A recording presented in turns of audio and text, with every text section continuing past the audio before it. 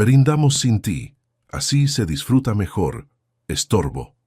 Mi propia carne y sangre, la hija por la que habría dado mi vida entera sin pestañear, me escribió esas exactas palabras en un mensaje de texto justo a la medianoche del 1 de enero, acompañado de una fotografía borrosa donde toda la familia levantaba sus copas de cristal llenas del champán más caro de Francia. Yo me encontraba completamente solo en la inmensa sala de mi cobertura en Madrid, contemplando los destellos mudos de los fuegos artificiales que se reflejaban con ironía en el cristal de la gran ventana, sosteniendo una copa de porcelana vacía con mis manos ásperas. En la cama de mi estudio, a mis espaldas, descansaba una carpeta de piel que guardaba los registros de una auditoría forense que había terminado de revisar apenas unas horas antes de que el reloj marcara el cambio de año. No derramé una sola lágrima, ni llamé de vuelta para suplicar un espacio en la mesa de la mansao de veraneo que yo mismo había comprado con el sudor de mi lomo. Solo miré mi reflejo en el cristal oscuro, el de un hombre de 64 años que había dedicado toda su existencia a levantar los cimientos de esta ciudad, e hice una sola llamada telefónica a mi abogado penalista que duró exactamente 40 segundos. Esa llamada desactivó los privilegios de los que mi hija y mi yerno se jactaban, dejándolos en la más absoluta ruina antes de que saliera el sol de la mañana de Año Nuevo, demostrándoles que el respeto no se negocia con quienes pretenden pisotear tu propia dignidad. Mi nombre es Mateo Oliveras, tengo 64 años y soy un arquitecto senior retirado. Durante más de 4 décadas, mi vida consistió en interpretar planos,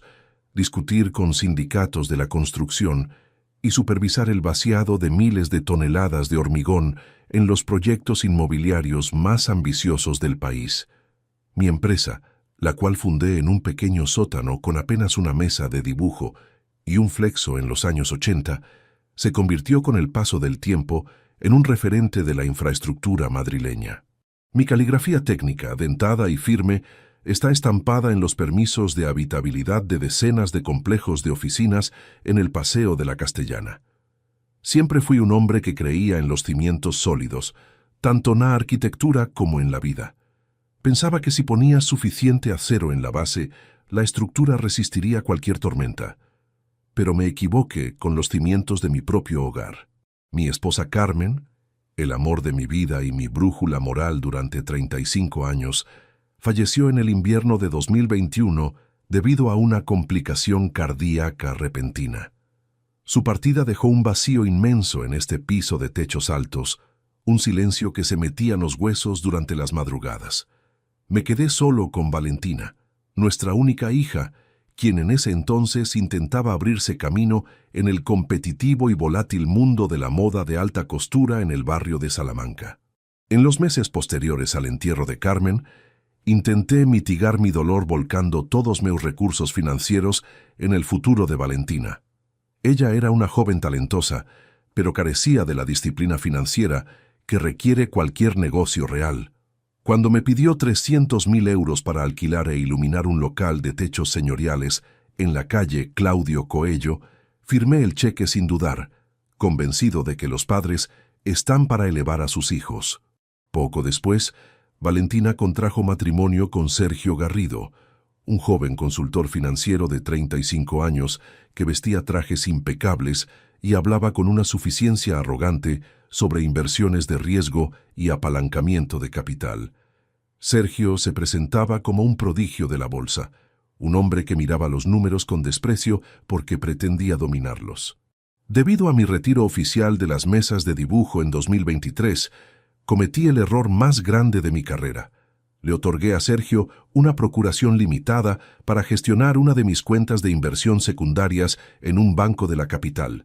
creyendo que su experiencia técnica protegería los dividendos que Carmen y yo habíamos acumulado para los años de vejez.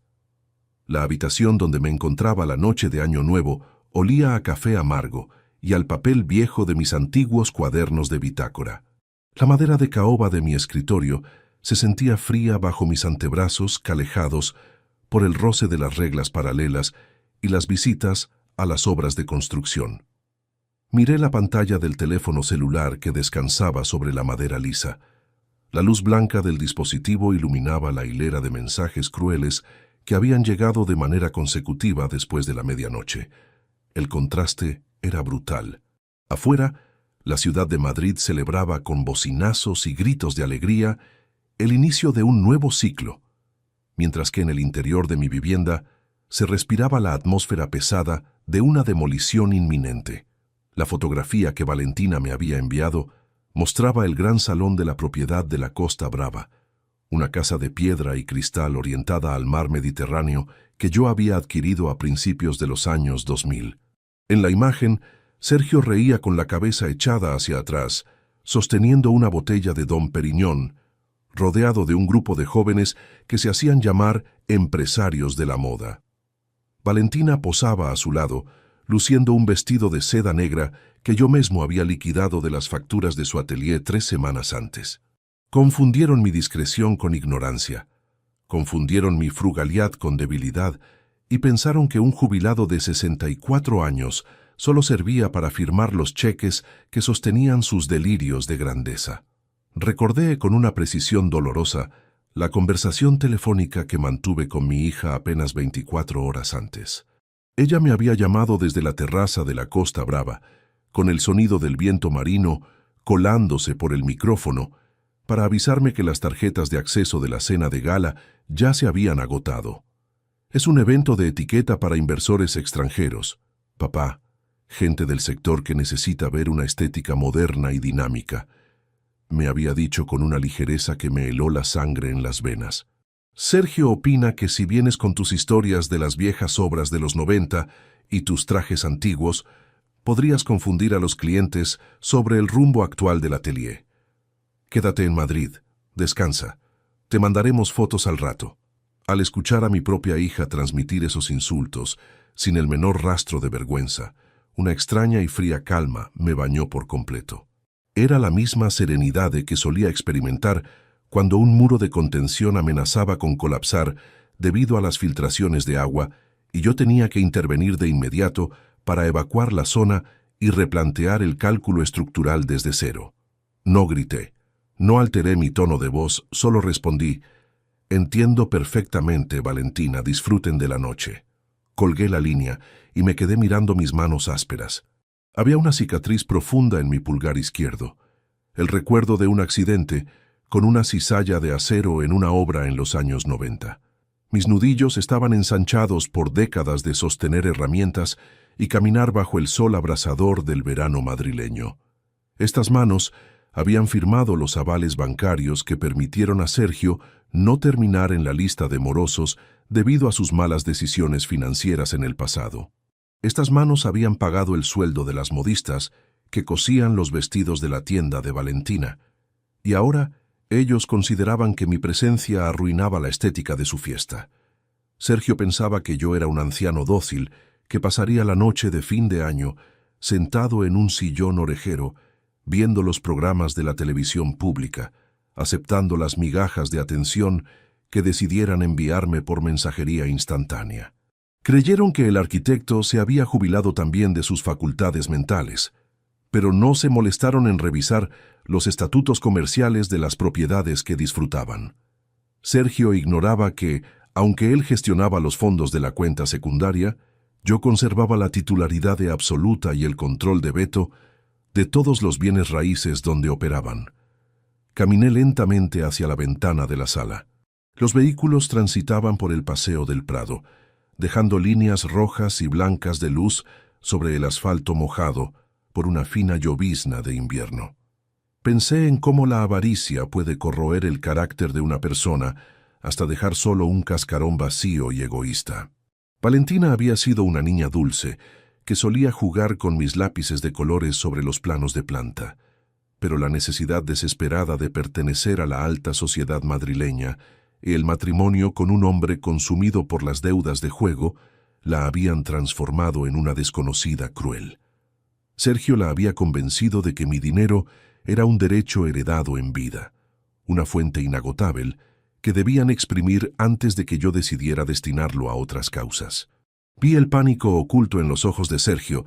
La última vez que vino a pedirme un préstamo puente de 100.000 euros, hace un mes, usando palabras técnicas como apalancamiento y flujos de caja diferidos, pero yo vi a través de su fachada. Sabía que los acreedores lo estaban presionando. Este año nuevo iba a ser el escenario de su mayor triunfo financiero, o al menos eso creían ellos mientras descorchaban las botellas en mi terraza. Giré sobre mis talones y regresé a la mesa de caoba. Destapé mi vieja pluma fuente de barril de oro, un regalo que me hice a mí mismo cuando terminamos la edificación del Centro Cultural de la Villa. El peso del metal se sentía reconfortante entre mis dedos firmes. Bajé la mirada hacia los documentos de la auditoría forense. Las líneas de números contables revelaban un patrón sistemático de retiros no autorizados que Sergio había efectuado durante los últimos 6 meses, camuflados bajo supuestas renovaciones de pólizas de seguro comerciales.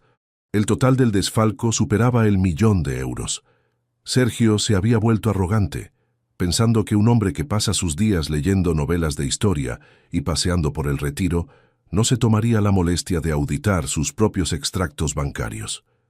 Había dejado su ordenador del despacho conectado a la red local del atelier la semana pasada, apostando a que mi supuesta senilidad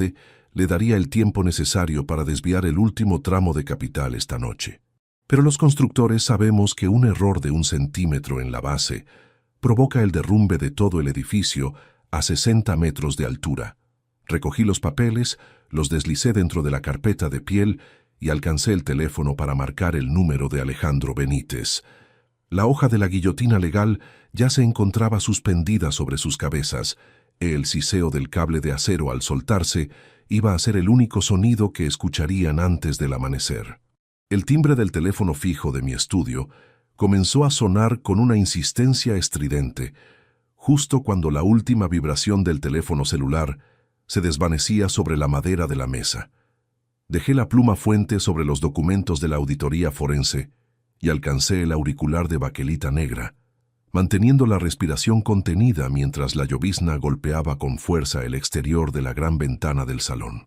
Mateo, acabo de revisar el último asiento contable que Sergio intentó validar a través del sistema remoto hace exactamente 10 minutos. La voz de Alejandro Benítez entró por la línea con una nitidez cortante, desprovista de cualquier formalidad protocolaria. El banco ha retenido la orden de transferencia debido a la alerta de inconsistencia pericial que programamos ayer, pero la firma digital utilizada coincide con el protocolo maestro que tú le autorizaste el año pasado. Escuché la advertencia de mi abogado sin mover un solo músculo del rostro, sintiendo el frío de la noche colarse por las rendijas del ventanal mientras el eco de los fuegos artificiales de la plaza cercana se apagaba de manera definitiva. Le ordené que mantuviera la suspensión activa sin levantar sospechas en el servidor y colgué el auricular con la misma parsimonia con la que un cirujano deja el bisturí tras una incisión exitosa. Había pasado las últimas 3 horas desarmando la farsa financiera que mi yerno y mi hija habían edificado a mis espaldas, analizando cada línea de crédito, cada extracto de movimientos y cada factura emitida por el atelier de la calle Claudio Coello. Valentina pensaba que su padre se limitaba a firmar cheques desde la distancia de una jubilación pasiva, ignorando que mi mente seguía funcionando con la precisión de un calculista de estructuras de hormigón armado. Carmen y yo habíamos dedicado toda nuestra vida a acumular un capital sólido, no para financiar los excesos de un consultor de etiqueta y una diseñadora sin rumbo, sino para garantizar la estabilidad de las generaciones venideras. La pérdida de Carmen en aquel crudo invierno de 2021 no solo destruyó la armonía de este piso señorial en Madrid, sino que eliminó el único contrapeso que frenaba los caprichos de Valentina, quien siempre había mostrado una alarmante propensión a confundir el valor de las cosas con el precio de las etiquetas. Sergio Garrido había entrado en nuestra familia a mediados de 2022, presentándose como la solución definitiva para la expansión comercial de la marca de alta costura que Valentina intentaba consolidar sin éxito. Vestido con trajes de sastrería que rozaban la ostentación y exhibiendo una verborrea técnica plagada de tecnicismos bursátiles, Sergio se ganó la simpatía de mi hija al prometerle que elevaría su taller al nivel de las grandes casas de París. Yo lo observé desde el primer almuerzo en el club financiero, analizando la rigidez de su postura y la forma en que desviaba la mirada cada vez que le preguntaba por los márgenes de beneficio neto de sus proyectos anteriores. Carmen siempre decía que los hombres que hablan demasiado de millones suelen tener los bolsillos llenos de pagarés vencidos, y el tiempo demostró que su intuición era una verdad matemática inapelable. Tras la jubilación forzosa que asumí en 2023, debido a un desgaste en las articulaciones que me impedía subir a los andamios de las grandes obras, cometí el error de otorgarle a mi yerno una representación limitada para administrar la cartera de valores de la sociedad familiar, creyendo que su titulación académica serviría de blindaje contra la inflación. La luz de la lámpara de mesa proyectaba sombras alargadas sobre las estanterías repletas de libros de historia y maquetas de metacrilato que decoraban mi despacho privado. Me levanté del sillón de cuero y caminé hacia el mueble archivador donde guardaba los contratos originales de las propiedades inmobiliarias que poseía en la capital y en la Costa Brava. El olor a papel encerado y a tinta seca de los planos antiguos inundó el espacio, devolviéndome por un instante la certeza de los tiempos en que cada línea trazada con el tiralíneas se convertía en un muro de piedra real. Abrí el cajón inferior de seguridad, cuya cerradura de combinación mecánica solo yo conocía, y extraje el grueso expediente de la escritura de la mansión de veraneo, donde en este preciso momento se celebraba la fiesta de la que yo había sido expulsado mediante un mensaje de texto rudo. Recorrí con la yema de los dedos el relieve del sello notarial, que confirmaba mi titularidad única y absoluta sobre la finca, una estructura de diseño vanguardista que yo mismo había proyectado frente al mar en el año 2002, como regalo de aniversario para Carmen. Sergio y Valentina se habían instalado en esa propiedad desde el inicio de las fiestas decembrinas, transformando un refugio familiar de silencio y lectura en un escenario de exhibicionismo social para inversores de dudosa reputación.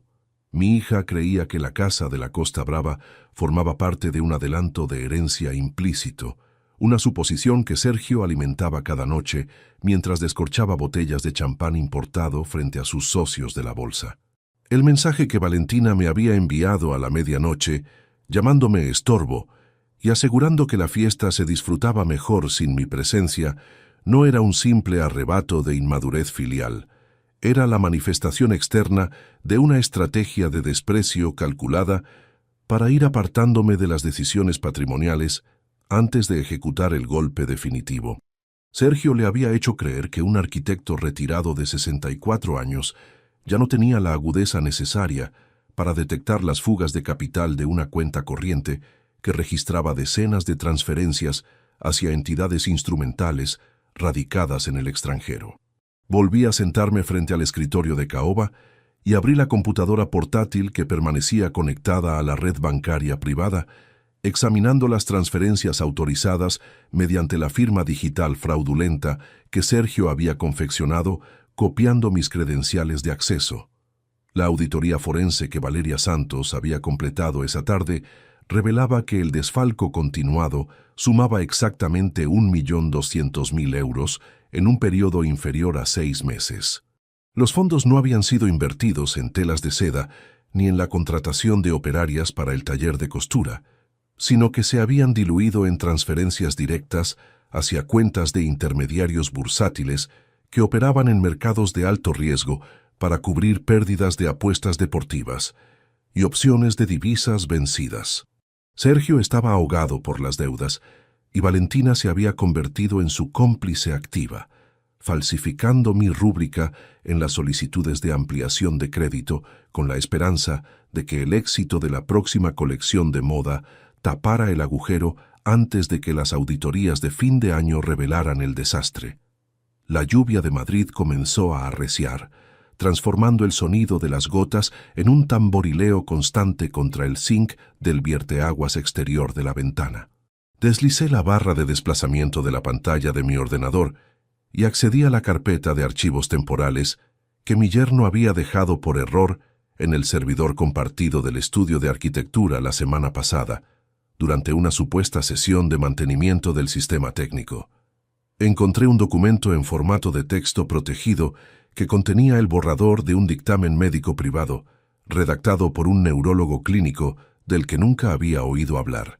Al leer las primeras líneas de la página, sentí un escalofrío de una naturaleza completamente distinta a la raiva del fraude financiero.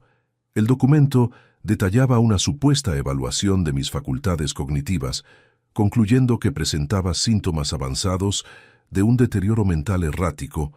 compatible con una incapacidad legal total para administrar bienes comerciales. La firma del médico estaba impresa al final de la página, junto a una anotación manuscrita que especificaba que el informe técnico sería ratificado ante el juzgado de primera instancia el lunes por la mañana. Sergio y Valentina no solo me estaban robando el capital acumulado durante 40 años de trayectoria profesional, sino que estaban preparando los instrumentos legales necesarios para despojarme de mi propia identidad jurídica y encerrarme en una clínica especializada bajo la fachada de un cuidado médico compasivo. Valentina había aceptado firmar la solicitud de interdicción legal como familiar directo, testificando que su padre ya no recordaba las fechas de los contratos ni era capaz de reconocer el valor de los inmuebles que poseía en el barrio de Salamanca. El plan era impecable en los papeles. El desvío final de 400.000 euros que Sergio había intentado ejecutar a la medianoche serviría para liquidar a los acreedores más agresivos del mercado de apuestas, mientras que el informe de senilidad les otorgaría el control inmediato de la cobertura de Madrid y de la mansión de la Costa Brava antes de que yo pudiera revocar la procuración de las cuentas secundarias. Cerré la pantalla de la computadora con un golpe seco que resonó con contundencia en el silencio de la biblioteca vacía. Me acomodé los puños de la camisa de algodón fino y me abroché los botones del saco de lana gris, sintiendo la firmeza de la decisión asentarse en mis entrañas con el peso de un bloque de granito bien escuadrado. Tomé las escrituras originales de las fincas, el informe impreso de la auditoría de Valeria Santos y el borrador del dictamen médico fraudulento, introduciéndolos en un maletín de cuero rígido que Carmen me había regalado el día que firmé el proyecto del auditorio municipal. Apagué las luces de la estancia una a una, dejando el apartamento sumido en una penumbra fría que solo era interrumpida por los reflejos intermitentes de los semáforos de la Castellana a través de los cristales. Caminé hacia el vestíbulo de entrada. Alcancé las llaves del coche del cajón del mueble recibidor y abrí la puerta principal con una parsimonia absoluta, sabiendo que no regresaría a este piso hasta que la demolición de la farsa familiar se hubiera completado hasta el último ladrillo. Descendí en el ascensor de madera tallada hacia el garaje subterráneo del edificio, escuchando el eco de mis propios pasos contra el suelo de hormigón pulido de la cochera. Al retirar la lona de protección que cubría mi viejo sedán de fabricación alemana, el olor a gasolina y a tapicería de cuero antiguo me recordó que las cosas sólidas duran más que los trajes a la medida de los asesores de bolsa de la nueva era. Encendí el motor de 6 cilindros, cuyo ronroneo mecánico llenó la atmósfera gris del sótano con una vibración reconfortante que mitigaba el zumbido de la llovizna que caía en el exterior. Conduje el coche por la rampa de salida hacia la calle Almagro, incorporándome al tráfico nocturno de una capital que apuraba las últimas celebraciones de la madrugada de Año Nuevo entre luces de colores y restos de cotillón esparcidos por las aceras húmedas. Mientras tomaba la autopista en dirección al norte, con destino a los acantilados de la Costa Brava, miré el reloj del tablero central que marcaba las 2:15 de la mañana, calculando las horas de viaje que me separaban del salón de baile, donde Valentina y Sergio seguían celebrando su supuesta victoria sobre el viejo arquitecto. La carretera se extendía frente a mí como una cinta negra de asfalto mojado que atravesaba la llanura castellana en absoluta soledad. Aceleré el vehículo de manera constante, manteniendo las manos firmes sobre el volante de cuero gastado y la vista clavada en los reflectores de las señales de tráfico que pasaban de largo una tras otra. El maletín descansaba en el asiento del copiloto, un recordatorio silencioso de que la justicia no es una emoción caliente que se desborda en gritos estériles, sino un plano técnico que se ejecuta con una fría precisión milimétrica cuando el terreno está despejado. Sabía que Sergio no revisaría el estado de la suspensión de la cuenta hasta el lunes por la mañana, confiando en que el sistema de banca remota habría procesado el desvío automático de los últimos 400.000 euros sin mayor inconveniente durante los días festivos del fin de semana de Año Nuevo. Su arrogancia financiera se convertiría en el cimiento de su propio arresto penal, y Valentina comprendería que el estorbo al que pretendían anular legalmente seguía siendo el dueño absoluto del suelo que pisaban en sus fiestas de etiqueta. Me detuve en una estación de servicio desierta cerca de Zaragoza para repostar combustible y limpiar el parabrisas empañado por la humedad de la llanura. El empleado de la gasolinera, un hombre de mediana edad que se protegía del frío con un chaleco de alta visibilidad desgastado,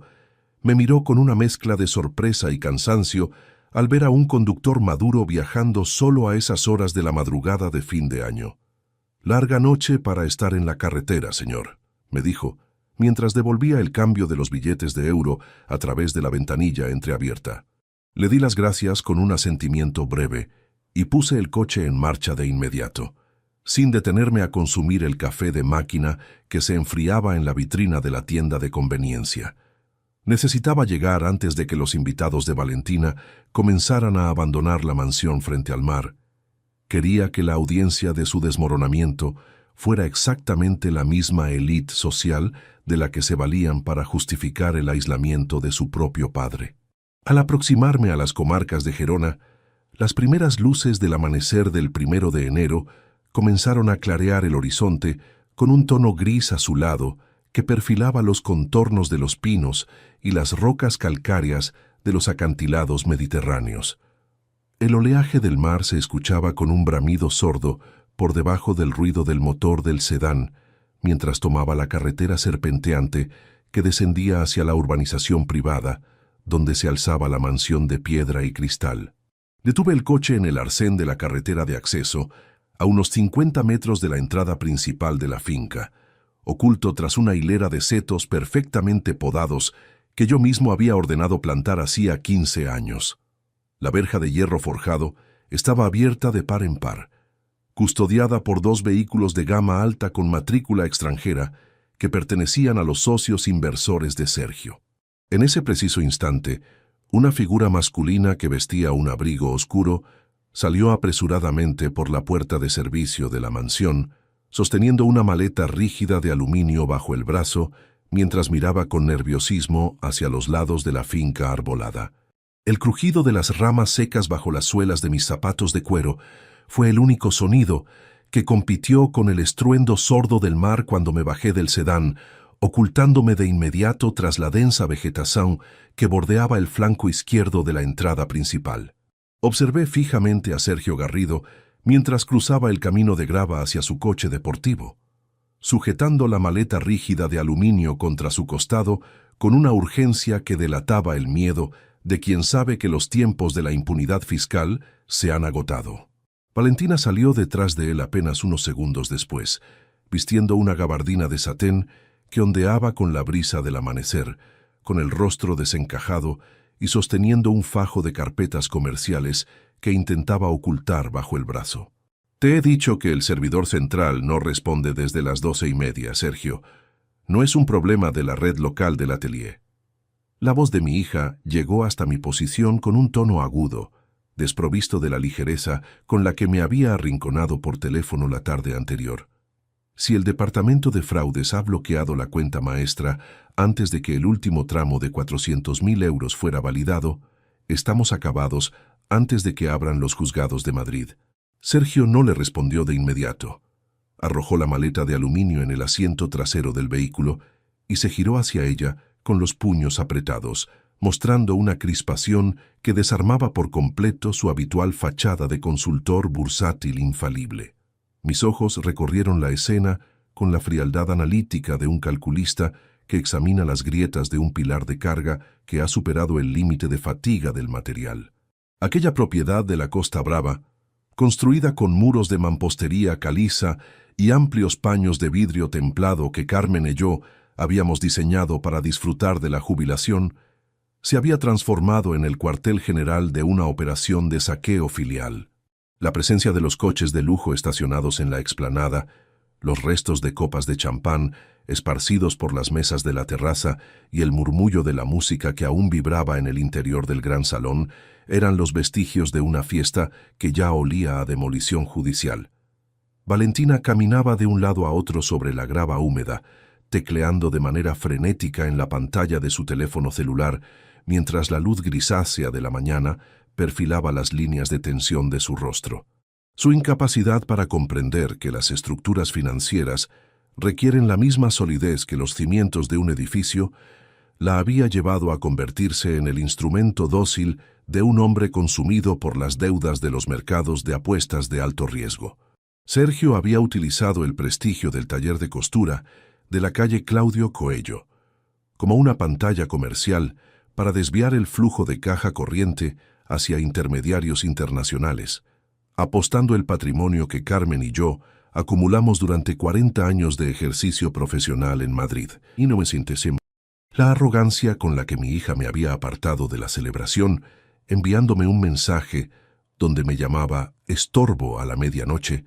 era la última pieza de una estrategia de aislamiento que Sergio había diseñado para justificar el informe de incapacidad cognitiva que pretendían ratificar el lunes por la mañana ante el juez de primera instancia. Me mantuve inmóvil entre los arbustos de laurel,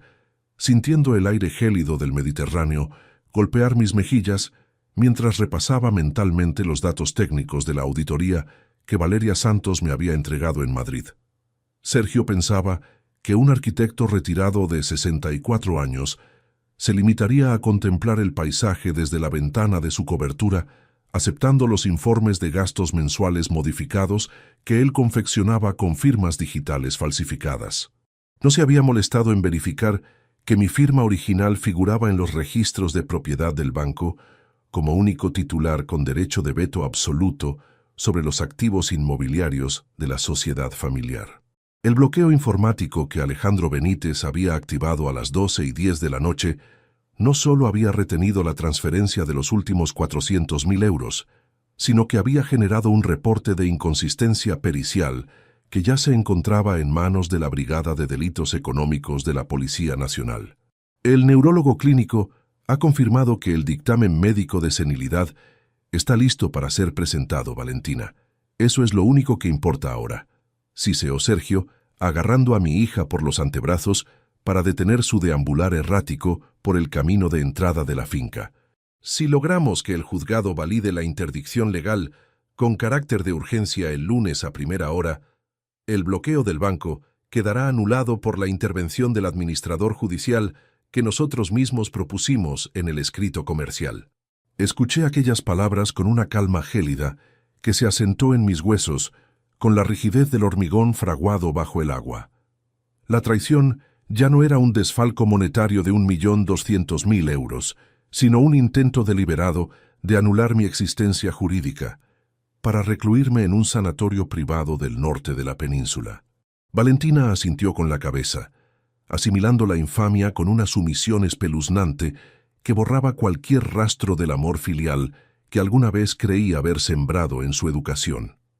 Sergio se subió al asiento del conductor del coche deportivo y encendió el motor, cuyo bramido ronco rompió la serenidad de los acantilados arbolados, mientras los últimos invitados de la fiesta comenzaban a asomarse por los ventanales de la mansión. Valentina subió al lugar del copiloto, acomodando el fajo de carpetas comerciales sobre sus piernas con un movimiento mecánico que denotaba la prisa por abandonar la Costa Brava antes de que las repercusiones del bloqueo financiero se hicieran visibles. Observé cómo el vehículo avanzaba lentamente por el camino de grava hacia la verja de hierro forjado, ignorando por completo mi presencia oculta en la penumbra del flanco arbolado de la entrada. Saqué mi teléfono celular del bolsillo del saco de lana gris y verifiqué la señal de geolocalización que compartía con el equipo de Alejandro Benítez en Madrid, confirmando que las patrullas policiales de la comisaría local ya se encontraban en camino hacia el perímetro exterior de la urbanización privada. Puse mi sedán en marcha en silencio y comencé a seguirlos a una distancia prudencial, manteniendo las luces apagadas mientras el sol de la mañana de Año Nuevo terminaba de perfilar el relieve de las rocas calcáreas de la carretera de la costa. Sergio conducía con un exceso de velocidad que revelaba su desesperación por llegar a las oficinas del bufete médico en Gerona, buscando asegurar la ratificación presencial del dictamen médico antes de que el Banco Central emitiera la orden de comparecencia judicial por fraude. Valentina miraba de manera intermitente por el espejo retrovisor lateral, sin percatarse de que el vehículo antiguo de su padre se desplazaba entre las sombras de los pinos como un fantasma técnico encargado de ejecutar la deconstrucción de su propia mentira familiar. La carretera serpenteante descendía hacia el valle de la autopista del norte, ofreciendo una vista panorámica de las naves industriales y los campos de cultivo cubiertos por la bruma matinal del 1 de enero. Sergio desvió el coche deportivo hacia el carril de desaceleración que conducía a un complejo de oficinas privado, situado en la periferia de la ciudad, un edificio de hormigón visto y fachadas acristaladas que albergaba los despachos de varias corporaciones de inversión extranjera. Me estacioné en el arcén opuesto de la avenida desierta, observando cómo mi yerno y mi hija se bajaban del vehículo con rapidez y se dirigían hacia la puerta de acceso lateral del inmueble comercial, la cual se abrió mediante un código electrónico que Sergio tecleó con familiaridad. Crucé la calzada con el maletín de cuero rígido firmemente sujeto entre mis dedos ásperos por décadas de visitas a las obras de construcción, deteniéndome un instante ante el panel de vidrio de la entrada para examinar los rótulos de bronce que identificaban a las empresas del edificio. El tercer piso correspondía a la firma de inversiones instrumentales que Sergio utilizaba para diluir el capital desviado de mis cuentas secundarias. Un dato técnico que Valeria Santos no había logrado verificar en el informe de la tarde debido al secreto bancario internacional. Me deslicé por la puerta lateral antes de que el muelle neumático completara el cierre de la estructura de acero, ingresando al vestíbulo en penumbra, donde el eco de los pasos de Valentina y Sergio aún resonaba en el hueco de la escalera de servicio. Subí los peldaños de granito con una parsimonia absoluta, regulando mi respiración para mantener la lucidez fría que requiere cualquier replanteo estructural cuando el terreno presenta irregularidades imprevistas. Al llegar al rellano de la tercera planta, encontré la puerta de la oficina de consultoría entornada, dejando escapar una línea de luz halógena que iluminaba el suelo de linóleo gris del pasillo exterior. Me aposté junto al marco de madera maciza, sosteniendo mi teléfono en modo de grabación de audio, mientras las voces de mi yerno y mi hija se elevaban desde el interior de la sala de reuniones principal con una claridad devastadora. Las escrituras de la cobertura de Madrid ya están vinculadas al fideicomiso que abrimos en la entidad de las Islas Caimán, Sergio. Solo falta el sello de la declaración de incapacidad para que el notario valide la dación en pago de la deuda de apuestas. La voz de Valentina sonaba con una firmeza corporativa que me causó una náusea profunda en el estómago. Mi padre cree que el apartamento del Paseo del Prado está protegido por el fondo familiar que Carmen constituyó en los 90, pero no sabe que esa subcuenta quedó extinta cuando firmamos la renovación de las pólizas comerciales en noviembre. Sergio soltó una carcajada seca, un sonido despectivo que hizo vibrar el cristal del marco de la puerta de servicio, donde yo permanecía oculto entre las sombras de la planta comercial. El viejo arquitecto se ha pasado la vida midiendo milímetros en los planos de cimentación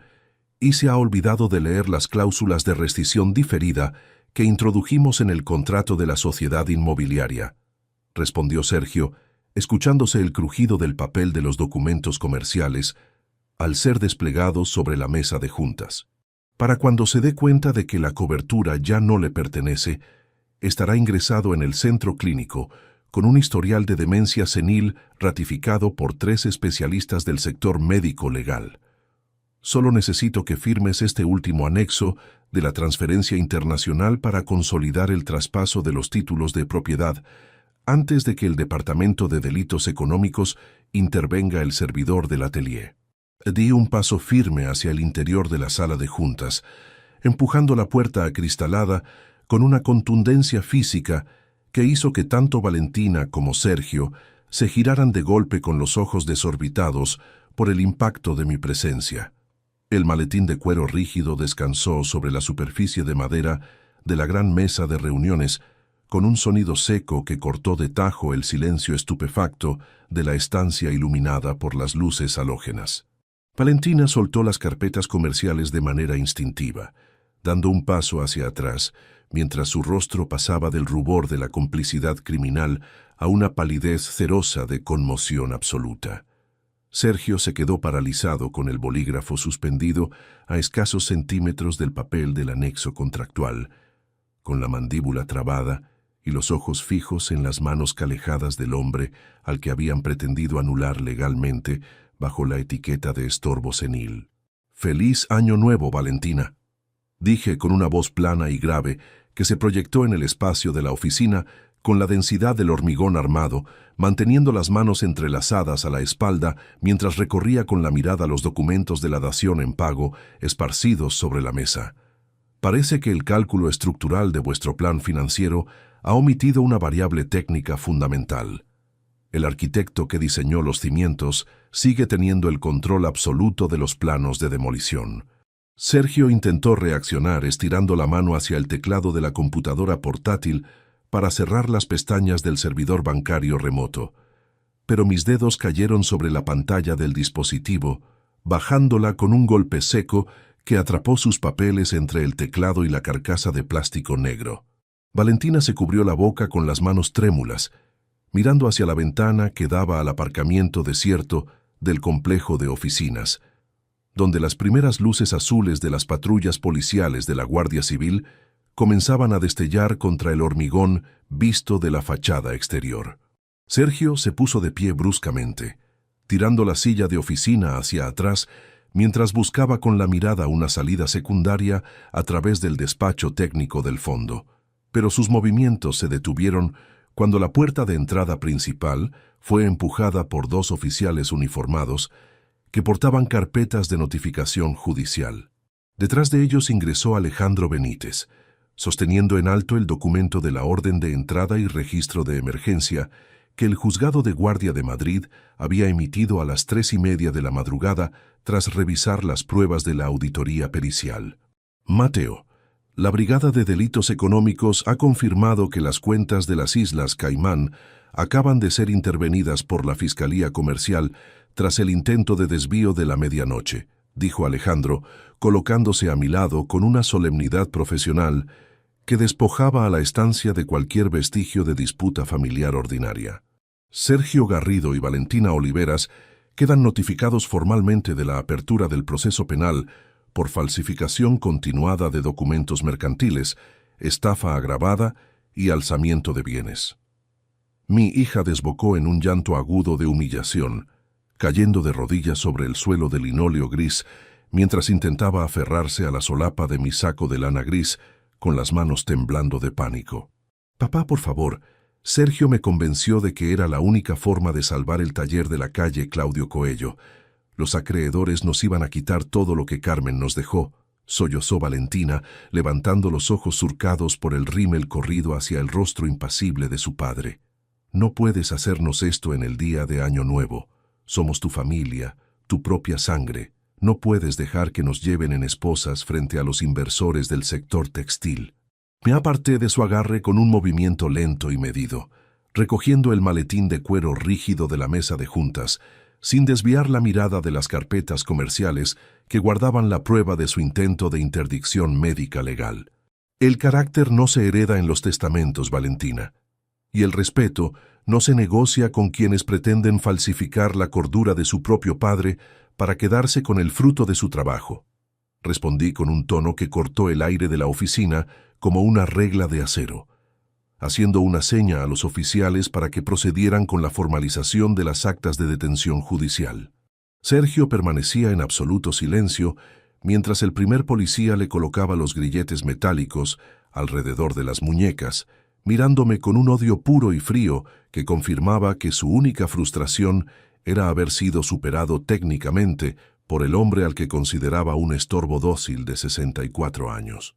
Mientras la Policía Nacional conducía a mi hija y a mi yerno hacia el hueco de la escalera de servicio, Alejandro Benítez se acercó al escritorio central para confiscar los dispositivos de almacenamiento digital que Sergio utilizaba para gestionar el fraude de las entidades instrumentales. Al levantar el teclado de la computadora portátil de mi yerno, un documento manuscrito de tamaño reducido cayó al suelo, deslizándose hacia la punta de mis zapatos de cuero húmedos por la lluvia de la llanura castellana. Me agaché con parsimonia para recoger el papel encerado, desplegándolo bajo la luz halógena de la sala de juntas desierta, y al leer las notas escritas con la caligrafía apresurada de Sergio, descubrí un dato que no figuraba en ninguna de las páginas de la auditoría forense de Valeria Santos. La tinta azul de los bolígrafos de punta fina goteaba sobre el borde del papel encerado que acababa de rescatar del suelo de la oficina comercial. Alejandro Benítez se volvió hacia mí, sosteniendo un archivador de plástico rígido, mientras el ruido lejano de las sirenas de la Policía Nacional se amortiguaba al doblar la esquina de la avenida desierta de Gerona. Mis dedos arrugados desdoblaron con lentitud aquel manuscrito, revelando un esquema de fechas que no pertenecía al año actual, sino que se remontaba a un calendario de planificación diseñado minuciosamente desde mediados de 2023. La caligrafía de Sergio Garrido detallaba una serie de importes específicos al lado de un nombre que me provocó una punzada de alarma inmediata en el estómago. Notaría Salvador, protocolo de liquidación anticipada. No se trataba simplemente de un desvío de 1.200.000 euros de mis cuentas secundarias, ni del burdo informe de senilidade que pretendían ratificar el lunes por la mañana para despojarme de mis facultades jurídicas. Lo que contenían esas anotaciones era el registro de un trámite de venta forzosa y definitiva de la mansión de la Costa Brava, programado para ejecutarse mediante una firma apócrifa el próximo martes a primera hora. Acomodé el papel dentro de mi maletín de cuero rígido, sintiendo el peso de la madera de la mesa de juntas bajo mis brazos, mientras Alejandro observaba el panel electrónico de la computadora que seguía registrando el bloqueo pericial del servidor bancario. Sergio había edificado una estructura de mentiras que superaba la simple codicia monetaria. Había negociado la venta de mi propiedad más querida a un consorcio de inversión extranjero por un valor muy inferior al del mercado real, con la condición de entregar las llaves del inmueble antes de que finalizara la primera semana de enero de 2025. Valentina había firmado los documentos de consentimiento como supuesta administradora solidaria de la sociedad familiar, utilizando la procuración comercial que yo mismo le había concedido tras la muerte de Carmen en aquel crudo invierno de 2021. La prepotencia con la que mi única hija me había enviado aquel mensaje insultante a la medianoche, llamándome estorbo, cobraba ahora un significado técnico mucho más oscuro. Necesitaban que yo permaneciera completamente aislado en Madrid, consumido por la tristeza del fin de año, mientras ellos desmantelaban el fruto de 40 años de trayectoria profesional en el sector de la arquitectura. Mateo, tenemos que trasladarnos de inmediato a la jefatura de policía para ratificar la ampliación de la denuncia criminal antes de que el notario de Gerona abra el registro de actas.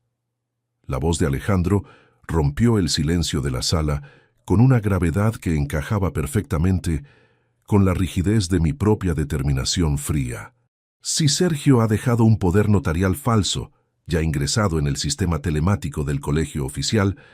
la intervención de las cuentas bancarias no detendrá de forma automática la transmisión de los bienes raíces.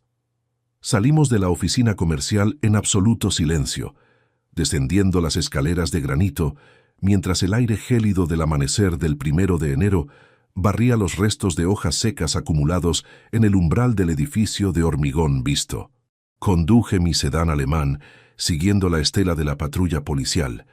manteniendo la vista fija en el asfalto mojado por la llovizna persistente que comenzaba a difuminar los perfiles de los pinos y los acantilados mediterráneos.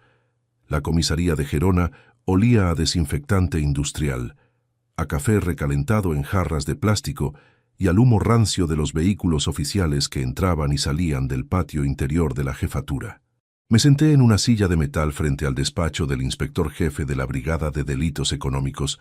sosteniendo el maletín de cuero rígido sobre mis rodillas con una firmeza que amortiguaba el temblor natural de mis nudillos ensanchados por décadas de visitas a las obras de construcción. Valentina y Sergio permanecían en las dependencias de custodia del sótano,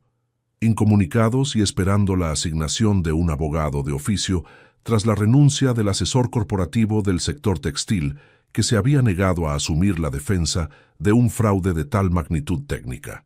Carmen siempre decía que la solidez de una persona se mide cuando los muros de su comodidad se agrietan, y la imagen de mi hija desmoronada en el suelo de la oficina comercial demostraba que su estructura moral nunca había tenido cimientos reales. El inspector jefe, un hombre de unos 50 años con el rostro curtido por la rutina de los juzgados de guardia, examinó las anotaciones del papel encerado junto a los informes de la auditoría forense que Valeria Santos había enviado por fax desde Madrid. Señor Oliveras, este manuscrito confirma que su yerno no actuaba solo en el sector de la inversión de riesgo. La cuenta de destino de los fondos desviados pertenece a una entidad mercantil que ya está siendo investigada por el Banco de España por blanqueo de capitales, me explicó el oficial, ajustándose las gafas de lectura mientras repasaba la cronología de las transferencias electrónicas en euros. Sergio Garrido contrajo una deuda de 700.000 euros con un sindicato de apuestas ilegales que opera en el sur de Francia, y la mansión de la Costa Brava era la garantía real que entregó para evitar una ejecución coactiva de carácter violento. Escuché los detalles de la infamia sin permitir que la compasión o el dolor alteraran la parsimonia de mis movimientos, manteniendo la cordura que un arquitecto senior despliega cuando descubre un error de cálculo que compromete la estabilidad de una torre de 60 metros de altura. Mi propia hija había estado dispuesta a consentir mi reclusión médica en un sanatorio privado del norte del país con tal de salvar a su marido de las consecuencias de sus vicios bursátiles, aceptando la premisa de que la vida de su padre ya era un fardo descartable para su estética social. Sergio le había hecho creer que los magistrados de Madrid validarían el informe de incapacidad cognitiva sin realizar una evaluación pericial presencial, confiando en que sus influencias en el sector financiero acelerarían el dictamen médico antes de la apertura del año judicial. Alejandro Benítez permaneció junto al escritorio del inspector, redactando el acta de ampliación de la querella criminal por falsedad documental continuada, estafa procesal en grado de tentativa y extorsión inmobiliaria. La luz fluorescente del despacho proyectaba un brillo mortecino sobre las carpetas de cartón acumuladas en las estanterías de la comisaría, creando una atmósfera de frialdad administrativa que despojaba a la traición familiar de cualquier vestigio de drama íntimo. Yo firmé cada página del documento oficial con mi caligrafía técnica, dentada y firme, la misma firma que Sergio había intentado reproducir mediante plantillas digitales en los contratos de la dación en pago de la cobertura del Paseo del Prado. Terminados los trámites policiales a las 9 de la mañana de aquel 1 de enero, rechacé el ofrecimiento de Alejandro de acompañarme a un hotel de la ciudad para descansar de las largas horas de conducción nocturna por la llanura castellana. Necesitaba regresar de inmediato a la mansión de la Costa Brava,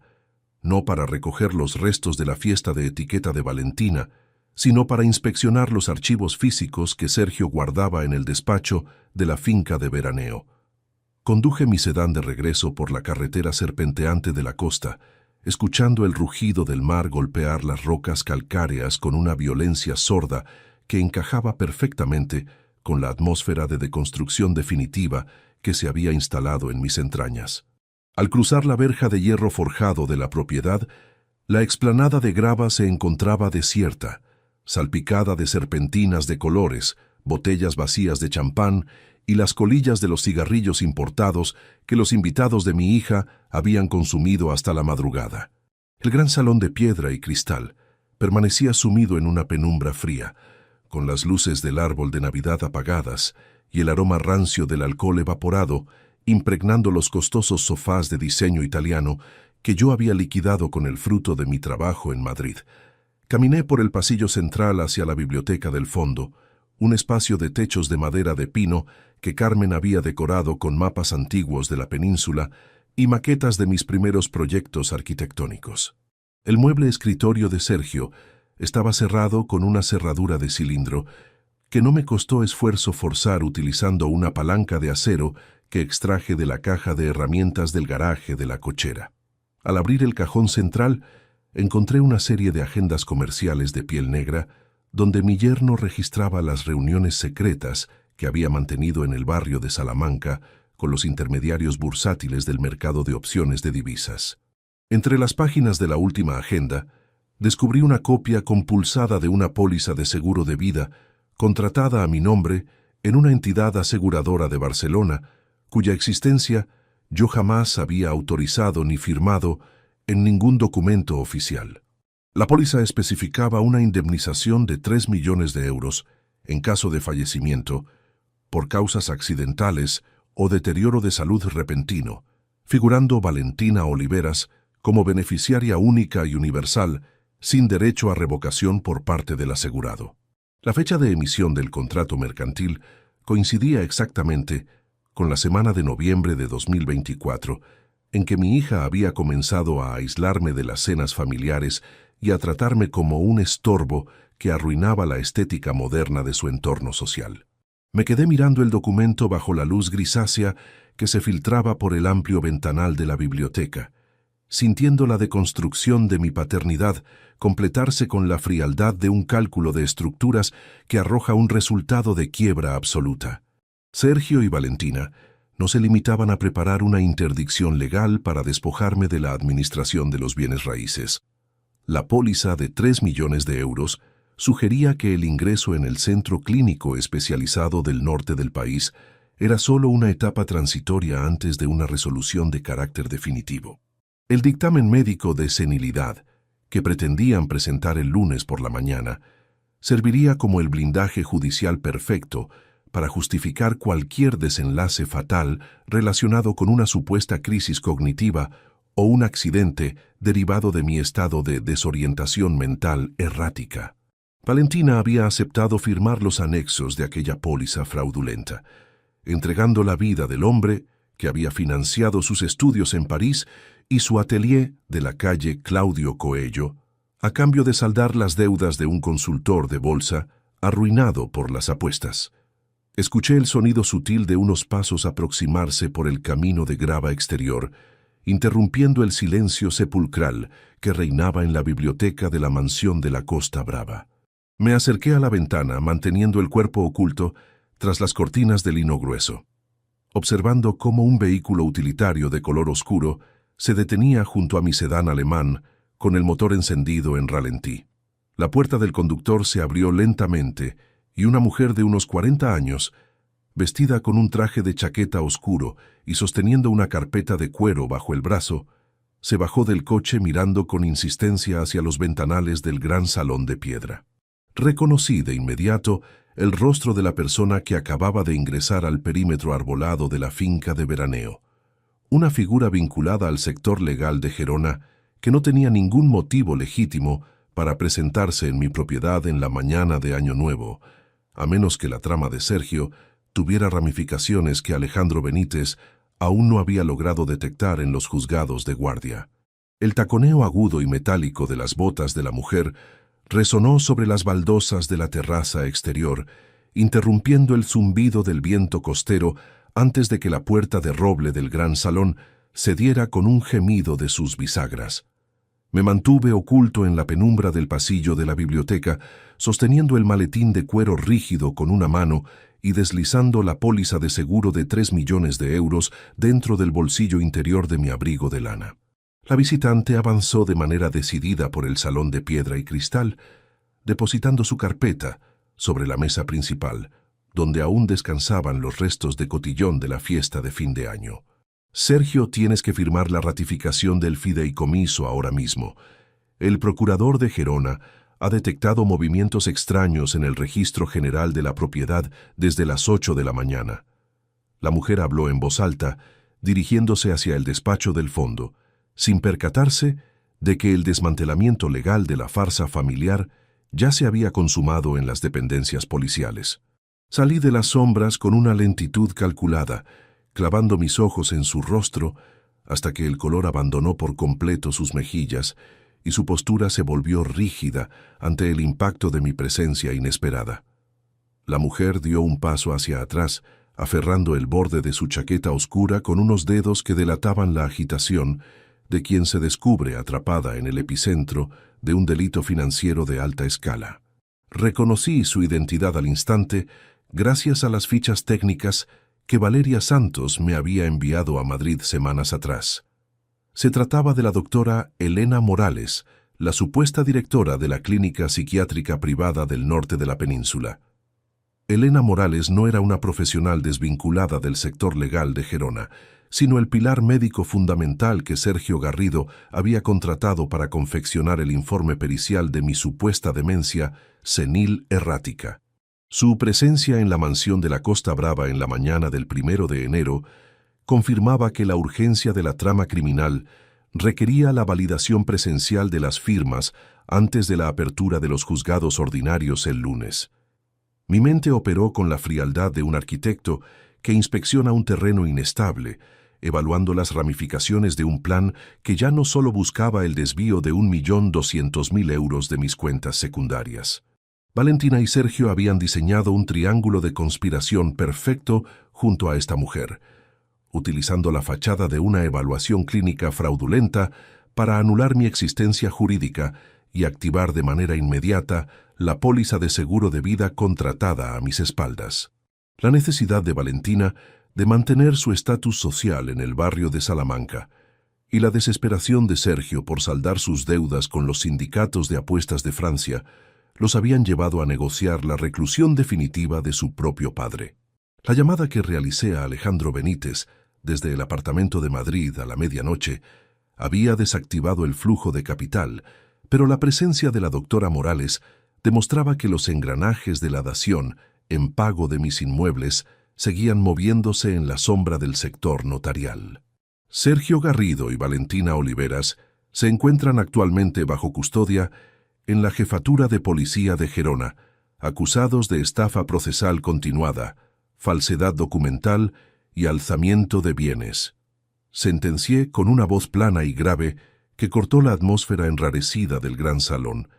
manteniendo los brazos cruzados mientras observaba la carpeta de cuero que la mujer sostenía contra su pecho. El dictamen médico que ha venido a ratificar esta mañana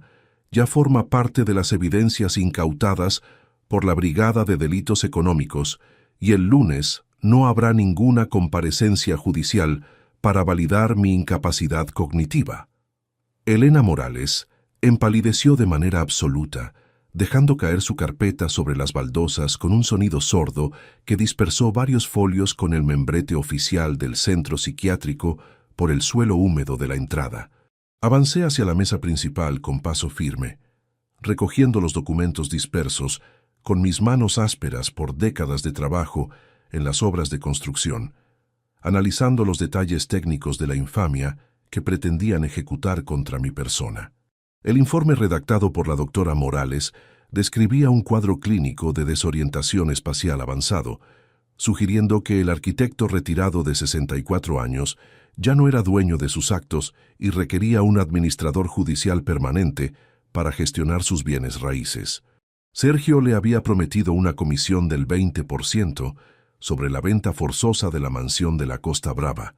un pago que se liquidaría mediante una transferencia internacional a una entidad instrumental de las Bahamas, una vez que el juzgado de guardia autorizara la dación en pago definitiva. La luz grisácea de la mañana terminaba de iluminar los rincones del salón de piedra, reflejando con ironía la opulencia vacía de una celebración que se había financiado con el desfalco sistemático del patrimonio que Carmen y yo consolidamos. Saqué mi teléfono celular y activé el enlace directo con el equipo de Alejandro Benítez, ordenándole que enviara una unidad de la Guardia Civil a la finca de veraneo para proceder con la detención inmediata de la doctora Morales como coautora de la conspiración médica legal.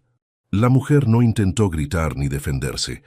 Se dejó caer en uno de los sofás de diseño italiano, con los ojos fijos en los papeles de su propio fraude, asimilando la deconstrucción de su carrera profesional con una sumisión gélida que confirmaba la gravedad de sus actos criminales.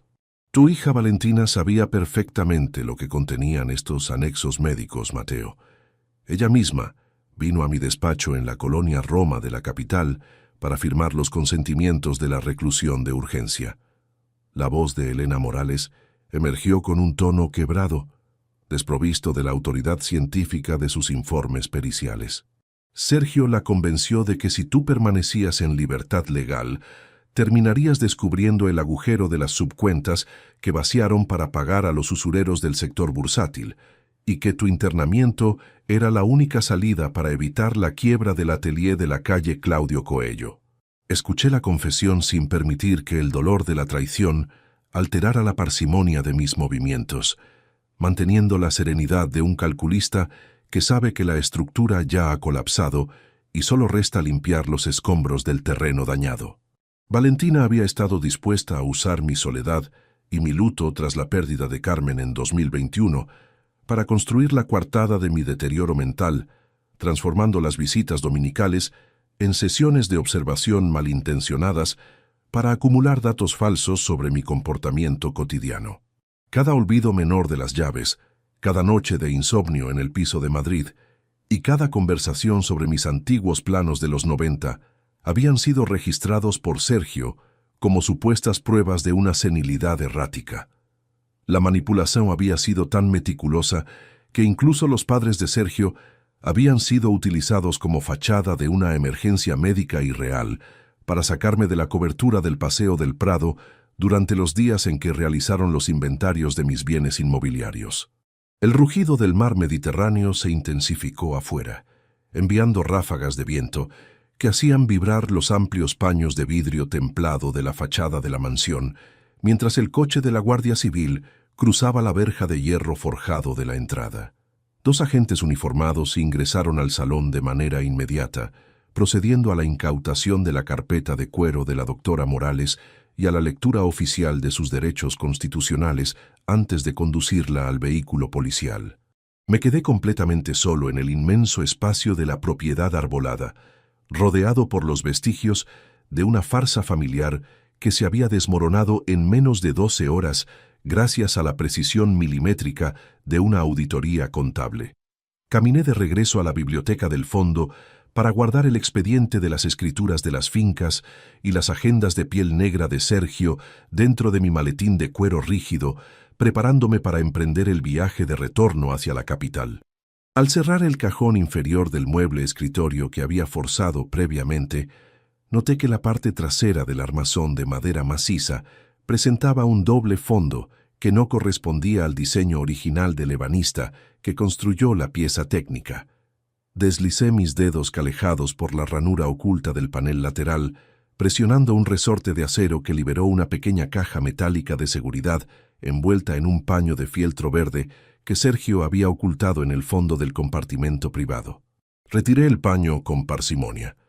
descubriendo que la caja metálica carecía de cerradura digital y se abría mediante un cierre de presión mecánico que se dio al instante bajo la fuerza de mis pulgares ensanchados por las herramientas de construcción. En el interior del contenedor de acero descansaban 3 pasaportes de diferentes nacionalidades expedidos a nombre de Sergio Garrido, Valentina Oliveras y un niño de corta edad del que jamás había tenido conocimiento en las conversaciones familiares. Junto a las identificaciones internacionales se encontraba un fajo de billetes de euro de alta denominación que sumaba 100.000 euros en efectivo y un contrato de arrendamiento de una residencia de lujo en la ciudad de Ginebra, Suiza. La fecha del contrato de la vivienda en el extranjero especificaba que el período de habitabilidad comenzaba exactamente el 15 de enero de 2025, una semana después de la fecha en que pretendían ejecutar la venta forzosa de la mansión de la Costa Brava. Valentina y Sergio no planeaban quedarse en España a administrar el taller de alta costura de Salamanca tras despojarme de mis bienes raíces mediante el informe de senilidad fraudulento. El plan final contemplaba una fuga definitiva del país con el capital obtenido de la póliza de seguro y la venta de los inmuebles. Revisé detalladamente las páginas del pasaporte del menor de edad, analizando la fotografía de un niño de apenas 4 años, cuyos rasgos faciales guardaban una similitud innegable con la caligrafía biológica de mi yerno, pero cuyos apellidos paternos correspondían a un ciudadano de origen francés, del que Valeria Santos nunca había encontrado ningún rastro financiero en las cuentas de la península. La vibración estridente del motor de un camión de mudanzas que acababa de detenerse junto al porche exterior hizo que las molduras de escayola del pasillo central vibraran con un temblor metálico prolongado. Dejé el pasaporte del menor de edad sobre la mesa auxiliar de la biblioteca y me acerqué a la ventana lateral, observando cómo 3 operarios con monos de trabajo grises comenzaban a descargar cajas de cartón vacías y rollos de plástico de burbujas en la entrada de la finca. El conductor del vehículo, un hombre robusto que portaba un albarán comercial en una tabla de madera, se dirigió hacia la entrada principal golpeando la madera de la puerta con los nudillos de manera insistente. Salí al vestíbulo con el maletín de cuero rígido cerrado en mi mano izquierda, abriendo la estructura de roble de golpe para encarar al operario antes de que pudiera forzar el picaporte. Tenemos una orden de servicio firmada por don Sergio Garrido para el vaciado completo de los enseres y el mobiliario de esta vivienda durante la jornada de hoy, 1 de enero. El hombre habló con un acento tosco, extendiéndome el documento mercantil donde figuraba mi dirección de la Costa Brava y el sello de autorización de la Sociedad de Inversiones de Ginebra. Recorrí con la mirada las líneas del albarán de transporte, analizando las firmas estampadas al final de la página con la misma frialdad analítica con la que un arquitecto revisa un informe de demolición técnica no autorizado por la dirección de obra. Sergio Garrido no se había limitado a coordinar el desvío informático de 1.200.000 euros ni la falsificación de mi informe pericial de salud cognitiva junto a la doctora Morales. Aquel consultor de bolsa arruinado por las deudas de los mercados de apuestas de Francia había planificado el expolio físico absoluto de la mansión mediterránea mientras Valentina dormía en las habitaciones de arriba tras la cena de fin de año. La prisa por desalojar los cuadros de valor, las maquetas de metacrilato y los muebles que Carmen y yo habíamos adquirido durante 40 años de trayectoria profesional en Madrid respondía a la necesidad de entregar la casa completamente vacía a los compradores suizos el próximo martes. Le arranqué el papel de las manos al transportista con un movimiento seco y rotundo, sacando mi credencial original de la gerencia de la corporación inmobiliaria para demostrarle que el hombre que había contratado sus servicios carecía de facultades legales para enajenar los bienes de la finca. Sergio Garrido se encuentra arrestado desde la madrugada por estafa procesal y falsedad documental continuada, y cualquier intento de retirar un solo objeto de esta propiedad será considerado un delito de hurto agravado en flagrante, sentencié, manteniendo la voz nivelada en un tono grave que hizo que los 3 operarios detuvieran la descarga de las cajas de cartón de inmediato. El conductor palideció, guardando su tabla de madera bajo el brazo, mientras ordenaba a su equipo subir de regreso al vehículo y abandonar el perímetro arbolado de la urbanización privada sin emitir una sola palabra de protesta. Cerré la puerta de roble con un golpe definitivo que retumbó en el vacío del gran salón de piedra y cristal, regresando a la biblioteca del fondo para asegurar la caja metálica de seguridad que contenía los 3 pasaportes y el contrato de arrendamiento de Ginebra. Valentina se había convertido en un peón dócil dentro de una estructura criminal que amenazaba con destruir mi existencia jurídica, aceptando la narrativa de que su padre era un estorbo descartable, con tal de mantener las apariencias de lujo en el barrio de Salamanca. Pero el descubrimiento de la identidad del menor de edad en el pasaporte internacional abría una grieta biológica en la historia familiar que Carmen y yo creíamos haber consolidado con orgullo. El apellido del niño, registrado bajo la tutela legal de un ciudadano francés llamado Pierre Laurent, sugería que las deudas de Sergio en los sindicatos del sur de Francia estaban vinculadas a una vida oculta en el extranjero que Valentina ignoraba por completo. Alcancé el teléfono celular y marqué el número directo de la oficina de Valeria Santos en Madrid, exigiéndole que cruzara los datos del pasaporte del menor con los registros de la subcuenta instrumental de las Bahamas que habíamos intervenido a la medianoche.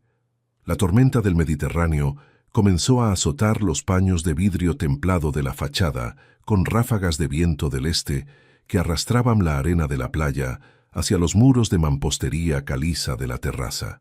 Me senté en el sillón de cuero de la biblioteca, abriendo las agendas de piel negra de Sergio sobre mis rodillas para transcribir las anotaciones manuscritas que detallaban las transferencias mensuales ejecutadas a favor de la entidad comercial de Ginebra. Cada movimiento contable reflejaba un desfalco milimétrico que se había camuflado bajo el concepto de gastos de mantenimiento técnico del taller de la calle Claudio Coello, drenando el capital acumulado para mi jubilación de manera sistemática. Mateo. He verificado el número de registro del documento de Suiza en la base de datos de la auditoría forense y la situación es mucho más compleja de lo que estimábamos en el informe pericial de la tarde. La voz de Valeria Santos entró por el altavoz del teléfono con una urgencia técnica que eliminaba cualquier rastro de duda. Ese niño de 4 años no es un hijo secreto de Sergio Garrido. Las actas de adopción internacional indican que el menor fue inscrito legalmente por Valentina Oliveras en una clínica de la periferia de París durante el invierno de 2022, utilizando un fondo de inversión que Carmen había bloqueado antes de fallecer. Escuché los detalles contables sin permitir que la conmoción alterara la parsimonia de mis movimientos, manteniendo la serenidad de que un calculista despliega cuando descubre que el fallo estructural de la base fue provocado por una alteración voluntaria de los planos originales. Valentina me había ocultado la existencia de su propio hijo durante casi 4 años, manteniendo una doble vida comercial y afectiva en el extranjero, mientras se presentaba ante mí en Madrid como una estilista solitaria concentrada en el éxito de sus colecciones de alta costura. Sergio Garrido no había entrado en nuestra familia como un cazador de fortunas imprevisto. Su incorporación al entorno de Valentina en 2022 formaba parte de un entramado diseñado para rescatar los fondos bloqueados de Carmen mediante la falsificación de mis autorizaciones notariales. El mensaje insultante que mi hija me había enviado a la medianoche del 1 de enero no era el fruto de la arrogancia de una noche de fiesta, sino la culminación de un resentimiento económico que se había gestado en la sombra de los despachos parisinos desde la pérdida de mi esposa. Colgué la comunicación con Valeria y guardé la caja metálica dentro de mi maletín de cuero rígido, sintiendo el frío de la estancia vacía calar en mis huesos ensanchados por las décadas de trabajo bajo el sol de las obras de construcción. La deconstrucción de mi paternidad se había completado con la precisión de un cálculo de estructuras que arroja un resultado de quiebra moral absoluta. La hija por la que había liquidado facturas y firmado avales bancarios me consideraba un estorbo legal que debía ser anulado mediante un dictamen médico de senilidad para consolidar su huida definitiva hacia la residencia de Ginebra. Me levanté del sillón, me ajusté los puños del abrigo de lana gris y caminé hacia el vestíbulo de entrada, dispuesto a abandonar la mansión de la Costa Brava para regresar a Madrid a ejecutar la toma de control absoluta de los inmuebles comerciales. Al salir al porche de la explanada de grava, la llovizna persistente había cesado, dejando una bruma pesada que ocultaba el relieve de las rocas calcáreas y reducía la visibilidad de la carretera de la costa a escasos 10 metros de distancia. Subí a mi sedán de fabricación alemana y encendí el motor de 6 cilindros, escuchando el ronroneo mecánico llenar la atmósfera grisácea del acantilado arbolado con una vibración reconfortante que mitigaba el impacto de las revelaciones contables. Conduje el vehículo lentamente por el camino de acceso hacia la verja de hierro forjado, deteniéndome por completo al notar que un automóvil deportivo de la Policía Nacional, con las luces de emergencia apagadas, permanecía cruzado en mitad de la calzada exterior. El inspector jefe de la Brigada de Delitos Económicos de Gerona se bajó del coche oficial con rapidez, sosteniendo una carpeta de cartón amarillo bajo el brazo mientras se dirigía hacia la ventanilla de mi sedán con el rostro surcado por una expresión de gravedad administrativa extrema. Señor Oliveras, lamento interrumpir su salida, pero el juzgado de guardia acaba de recibir una notificación telemática de urgencia enviada por el Colegio Notarial de Madrid que paraliza de forma provisional todas las actuaciones civiles que iniciamos esta madrugada, me explicó el oficial, extendiéndome una copia del auto judicial firmado por un magistrado de la Audiencia Provincial hace escasos 15 minutos. El abogado de la defensa de Sergio Garrido ha presentado un recurso de amparo comercial basado en un protocolo de fideicomiso irrevocable que usted firmó ante un notario de la capital en noviembre de 2024, el cual otorga la representación legal absoluta de todos sus bienes raíces a una corporación instrumental radicada en Suiza en caso de disputa familiar. Recorrí el documento con la yema de mis dedos ásperos, analizando el texto jurídico impreso en tinta negra y nítida bajo el sello oficial del Juzgado de Guardia de la Península, sintiendo una punzada de alarma asentarse en mis entrañas con la rigidez del hormigón fraguado de manera defectuosa. La firma estampada al final del contrato mercantil coincidía con una precisión geométrica absoluta con mi rúbrica técnica original, exhibiendo los mismos trazos dentados y la presión uniforme que yo utilizaba en mis planos de arquitectura de los años 90. No era una falsificación digital burda, confeccionada por Sergio mediante plantillas informáticas. El documento demostraba que yo mismo había rubricado la cesión irrevocable de mi patrimonio inmobiliario durante la sesión de renovación de las pólizas comerciales del Atelier en el barrio de Salamanca, sin leer las cláusulas de rescisión diferida ocultas entre las páginas del contrato técnico de la calle Claudio Coello. El auto judicial establece la suspensión inmediata de las órdenes de despejo de la mansión de la Costa Brava y de la cobertura del Paseo del Prado, otorgando la custodia cautelar de los inmuebles al administrador del Fideicomiso de Ginebra hasta que se dirima la validez de la firma en el juicio principal. Continuó el inspector, mirándome con una mezcla de respeto y preocupación administrativa, mientras los operarios del camión de mudanzas comenzaban a asomarse nuevamente por el cruce de la avenida exterior. Sergio Garrido había diseñado una red de seguridad legal que anulaba los efectos de su propio arresto penal, utilizando mi confianza ciega para arrebatarme la titularidad del suelo que pisaba antes de que las auditorías forenses revelaran el desfalco del 1.200.000 euros. Valentina era la beneficiaria directa de esa estructura de blindaje transnacional, y la residencia de Ginebra ya se encontraba protegida por la intervención de las leyes del secreto bancario de Suiza. Miré el maletín de cuero rígido que descansaba en el asiento del copiloto, comprendiendo que el plano técnico de mi contraataque legal acababa de sufrir una alteración estructural que ponía en riesgo el fruto de 40 años de trayectoria profesional. Si el fideicomiso irrevocable permanecía validado por la firma del notario de la capital, las detenciones de Sergio y Valentina en la jefatura de Gerona se convertirían en un trámite estéril, y el estorbo de 64 años perdería el control de sus propiedades antes del mediodía de Año Nuevo. En ese preciso instante, la pantalla de mi teléfono celular se iluminó nuevamente con una alerta de llamada entrante procedente de un número oculto que utilizaba el prefijo telefónico internacional de la ciudad de París, un indicio de que los hilos de la conspiración familiar tenían un último nodo operativo que Alejandro Benítez no había alcanzado a detectar en las actas de la Fiscalía Comercial. La pantalla de cristal de mi teléfono celular vibraba con insistencia bajo la fría luz del amanecer, mostrando aquel prefijo internacional de Francia, mientras el inspector jefe de la Brigada de Delitos Económicos permanecía estático junto a la ventanilla de mi sedán alemán. Deslicé el pulgar por la superficie táctil para aceptar la comunicación,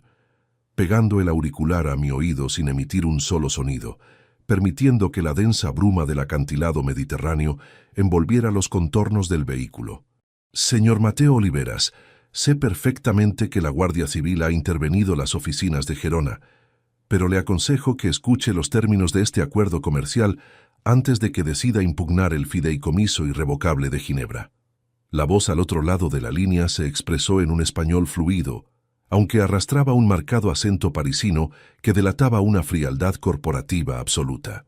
Mi nombre es Pierre Laurent, el tutor legal del menor que acaba de descubrir en la caja metálica de Sergio Garrido, y poseo los documentos originales de la dación en pago firmados por su esposa Carmen antes de su fallecimiento en el invierno de 2021. Escuché aquella declaración manteniendo el rostro impasible, sintiendo el peso del maletín de cuero rígido sobre mis rodillas mientras la llovizna amenazaba con regresar sobre los paños de vidrio templado de la mansión. Le ordené al inspector que esperara un momento fuera del habitáculo y cerré la ventanilla del coche, concentrando toda mi agudeza técnica en la deconstrucción de las palabras de aquel interlocutor extranjero. Sergio Garrido no era el único cerebro detrás del desfalco de 1.200.000 euros de mis cuentas secundarias, ni el único estratega que había diseñado el aislamiento del viejo arquitecto bajo la etiqueta de estorbo senil. El entramado transnacional que amenazaba con arrebatarme la titularidad del suelo de la Costa Brava y de la cobertura del Paseo del Prado de Madrid se extendía hasta los despachos notariales de París, vinculando los antiguos fondos familiares que Carmen administraba en secreto. Valentina se había convertido en la pieza ejecutora de una maniobra de liquidación patrimonial que se había planificado minuciosamente desde la pérdida de mi esposa, utilizando contratos mercantiles de rescisión diferida que yo mismo había rubricado sin revisar, debido a una confianza ciega en mi propia carne y sangre. La revelación de Pierre Laurent sobre la existencia de unos documentos previos firmados por Carmen introdujo una variable estructural imprevista que modificaba por completo el cálculo legal de mi contraataque penal. Sergio había utilizado mi caligrafía técnica original en el contrato de noviembre de 2024 para validar un fideicomiso que se sustentaba sobre una supuesta deuda histórica heredada de los fondos de inversión parisinos de mi mujer. El auto judicial que el inspector jefe me había entregado, paralizando provisionalmente las órdenes de despejo, era la manifestación jurídica de un blindaje financiero diseñado para diluir mis propiedades antes de que las auditorías forenses de Valeria Santos pudieran consolidar las actas de incautación criminal. Escúcheme bien, señor Laurent. El Departamento de Fraudes del Banco Central ya ha bloqueado el servidor remoto de las Islas Caimán, y las detenciones de Sergio y la doctora Morales demuestran que vuestra estructura carece de estabilidad legal en la península. Respondí con una voz plana y grave que retumbó en el habitáculo del sedán, manteniendo las manos firmes sobre el volante de cuero gastado. Si piensa que una firma arrastrada mediante engaños en un despacho del barrio de Salamanca va a otorgarles la posesión de las fincas que yo mismo construí con el sudor de mi lomo, es que no conoce la resistencia de los materiales que utilizo en mis proyectos de edificación. El intermediario francés soltó una carcajada seca por el auricular,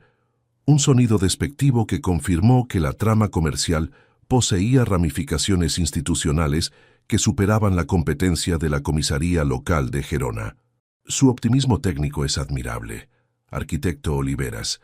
pero ignore que Carmen firmó un aval hipotecario solidario a favor de mi corporación textil en el año 2019, utilizando las escrituras de la mansión de la Costa Brava como garantía real ante cualquier quiebra de las subcuentas extranjeras, aseveró Laurent,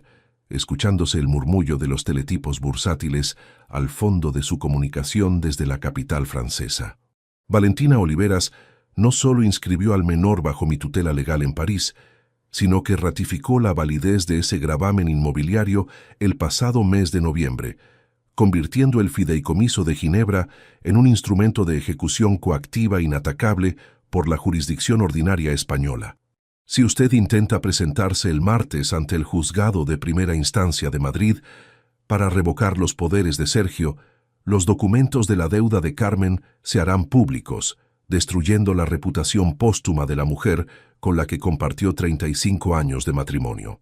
Colgué la comunicación de golpe, sintiendo un adormecimiento gélido esparcirse por mi pecho,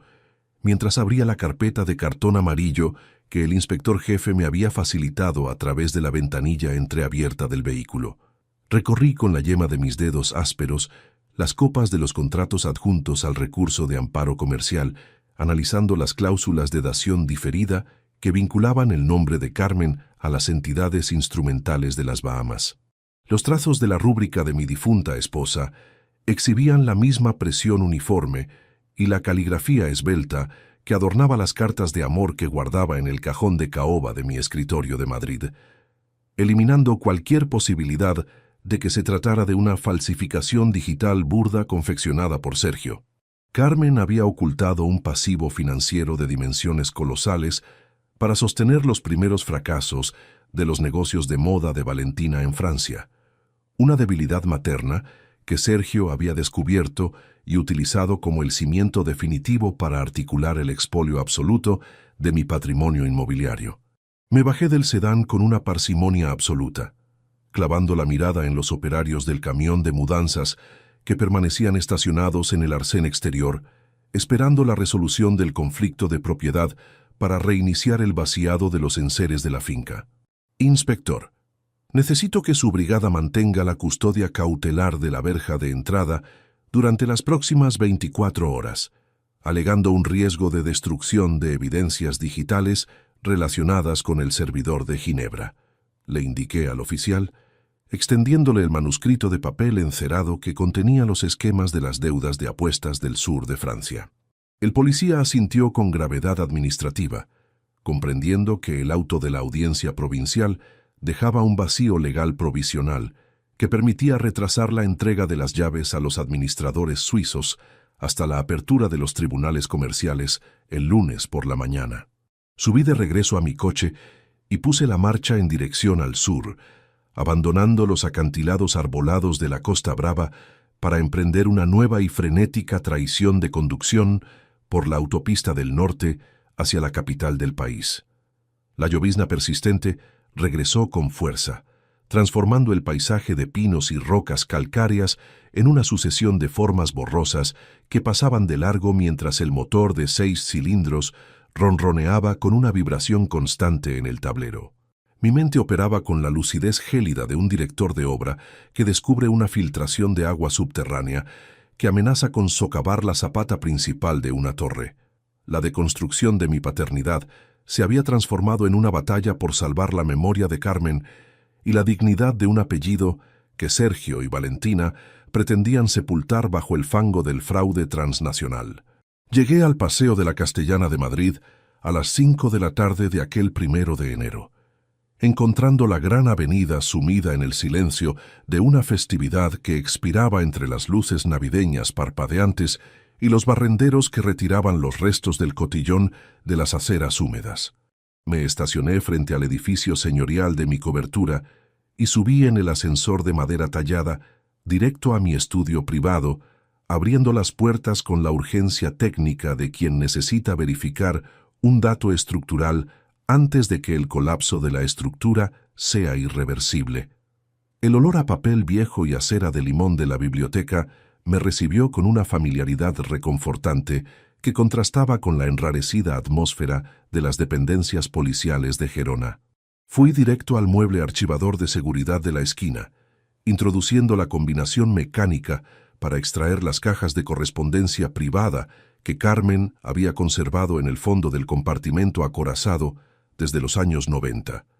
Desparramé los sobres bancarios y las cartas comerciales sobre el escritorio de caoba maciza, encendiendo el tiralíneas halógeno para examinar los sellos de las notarías de París que figuraban en las transferencias efectuadas en el año 2019. Entre los documentos de las subcuentas francesas, encontré un pliego de condiciones de carácter confidencial redactado en papel timbrado del Estado francés, firmado por Pierre Laurent y mi esposa 3 meses antes de que la enfermedad cardíaca la apartara de mi lado de manera definitiva. Al traducir los términos jurídicos del contrato mercantil parisino, descubrí una cláusula de fideicomiso recíproco que estipulaba que, en caso de fallecimiento de Carmen, la titularidad de los fondos extranjeros no se transmitiría a Valentina de forma directa, sino que quedaría bajo la custodia de un albacea testamentario independiente radicado en la ciudad de Toledo, España. El nombre del albacea, inscrito en caracteres de molde negros al final de la última página del pliego, pertenecía a un antiguo socio de mi despacho de arquitectura que se había retirado del sector inmobiliario tras una disputa legal continuada conmigo en los años 90. Don Gualberto Queiroz, el hombre que me había recibido con desprecio en sus oficinas de Cuernavaca y al que yo había apartado de los comités de dirección de las grandes constructoras, poseía la única copia del acta de revocación de la deuda que Carmen había firmado en secreto antes de morir. Miré el reloj de pared de la biblioteca que marcaba las 6:30 de la tarde, comprendiendo que la clave para desmontar el recurso de amparo comercial de Sergio Garrido no se encontraba en los servidores informáticos de las Islas Caimán, sino en las manos de un enemigo histórico que habitaba en una finca rural de la provincia de Toledo. Si Gualberto Queiroz se negaba a entregarme el acta de revocación debido al antiguo resentimiento profesional que nos separaba, el fideicomiso irrevocable de Ginebra sería validado por el notario de la capital el martes por la mañana, consumando el desalojo definitivo de la cobertura del Paseo del Prado y de la mansión de la Costa Brava.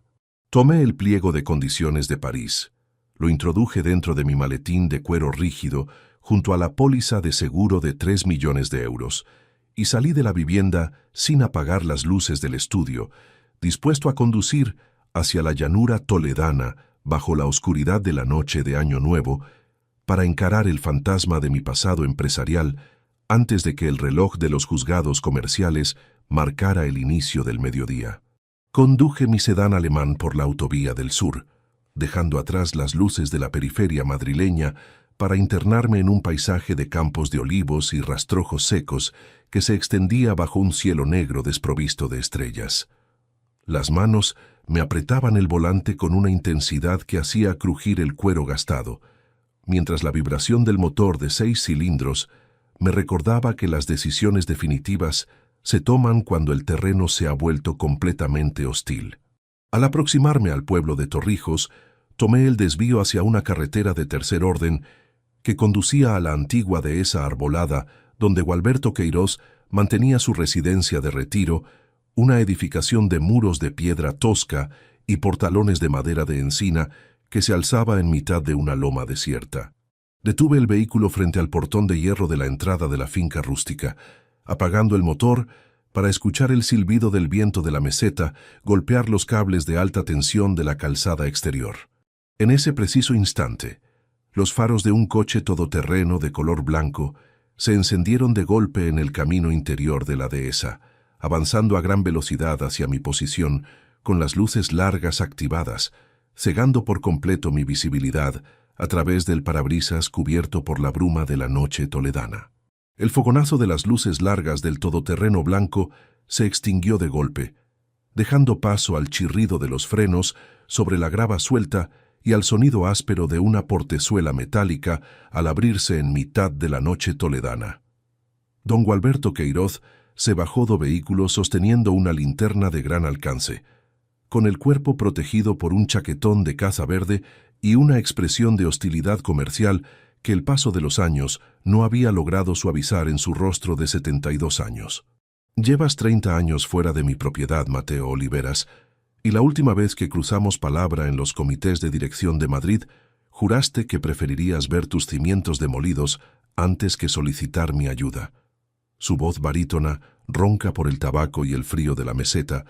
rompió el silencio de la dehesa arbolada con una firmeza que encajaba perfectamente con la rigidez del portalón de encina. Bajé de mi sedán de fabricación alemana, sujetando el maletín de cuero rígido con mis dedos calejados por las herramientas de construcción, dando 3 pasos firmes hacia la línea de luz de su linterna para encarar al antiguo rival de mi trayectoria profesional. Estiré el brazo y le extendí el pliego de condiciones confidenciales de París que Valeria Santos había rastreado en los archivos ocultos de Carmen, permitiendo que el viento de la llanura agitar las páginas impresas en papel timbrado internacional. Gualberto Queiroz entornó los ojos, dirigiendo el haz de luz blanca hacia las firmas del documento mercantil galo, y vi cómo la crispación de su mandíbula cedía paso a una mueca de sorpresa administrativa absoluta al reconocer la caligrafía de mi difunta esposa. Aquel hombre, al que yo había apartado de las grandes licitaciones inmobiliarias en la década de los 90, debido a discrepancias en el cálculo de márgenes netos, poseía la única copia del acta de revocación que podía salvar mi patrimonio de las garras del fideicomiso de Ginebra. Carmen vino a buscarme en secreto 3 meses antes de morir, Mateo,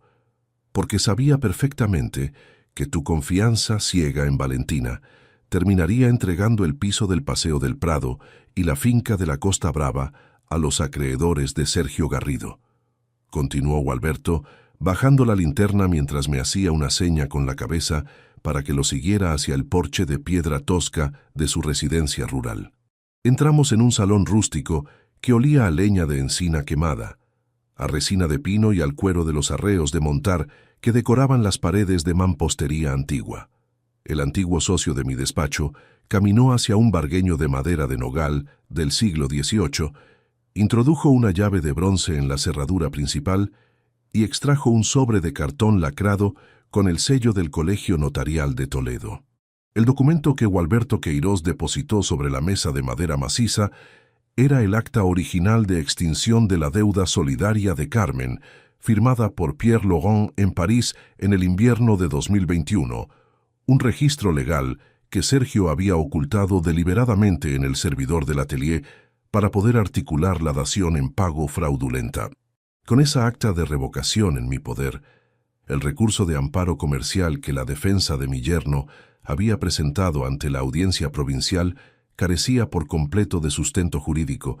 convirtiendo el fideicomiso de Ginebra en una estructura vacía y nula ante los tribunales de la capital.